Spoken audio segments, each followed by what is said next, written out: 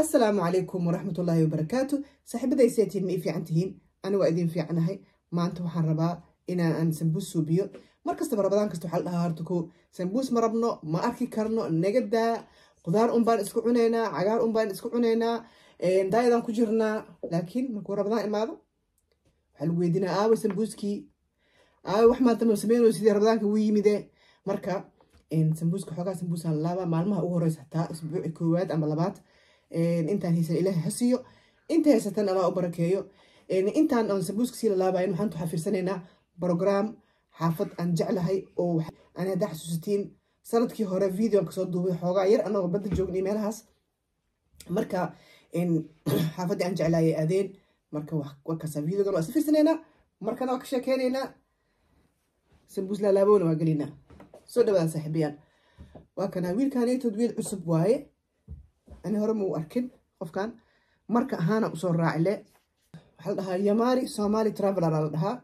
ولي هرمو مان أركن سبسكرايب كيسان أشكوسينا أسد حاجيو حسودان بدل السعودان ماشي حقيقة لكن كاش كان ورا السعودان كاش كان سبسكرايب مرة أصاري حاجيو نمحلا مرة أصاري أسد حاجيو وكان أسفي أنا لو سؤالي مدح أنا لو سؤالي ودنك والله ما شاء الله تبارك الرحمن وكهلي أنا ويني برد سموش دوبتاكا إنه يفوز يا ربا إلها ما فوز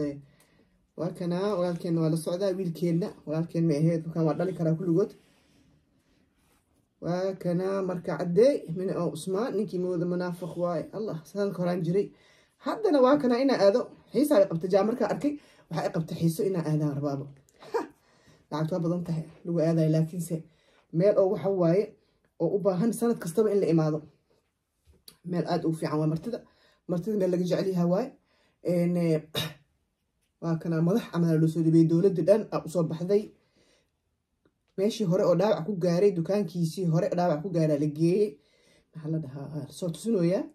soo dhawaal dhahay wadanka dhibaato kama taagno dadkii dhibaatada gaarsiiyeen way dhinteen asina waa iska cafiyay dhahay mar hore iska cafiyay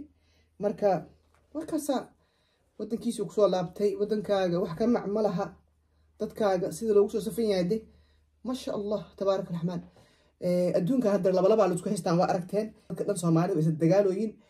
marka dagaalkaanay wax faa'iido oo leeyahay malaha ilmi shaydaan le waaye meesha loo ordaayo meesha u socono oo ordeyno waxa waaye aakhirana janna aadno oo ilaahay raxmadiisa ku aadno aakhir janno wiilka miskiin waa calool xumaad xataa ما شاء الله ولكن عبد الله يا للسعودة وعلى الحماة مسكين ماشي دبعت له جارسي وأسوأ الميرو تينيجة دبعت له ماشي له جارسي وماشي عن جد كانت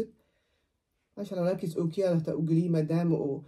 علاش قدونتي وماشي اللي كاني درينكس أنا ما دريم كرر بس أسوق أم بماشس نبكو جارت أصلا دريم كرر لكن وحنون بدن نفترض ملأت almost أكويسي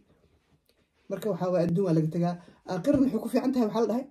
qof kastaba waxa way 30 jir qof kasta waxa la yiri qurux badan yahay qof jiran ma leh qof xanuun haay ma laha ayayda saddexaad ayayda afraad awoowaha afraad kulli 3 sano wada jira 3 xoogaa la wada jira marka dadku way qurux badan yihiin haduu raxmad ilaahay nagu geeyo jannada firdaws ala oo janna kasta xataa ilaahay doona geeyo marka saaxiibayaalo adduunkan si qabsad waxay tiraysaa malaha caloosh qof kasta ha iska nadiifiyo hadda waxaa la jaanis cusub oo aan ku fikireyno oo nolosheena aan ka ilaalinayno waxyaalaha xun iyo dadka waxa u qabno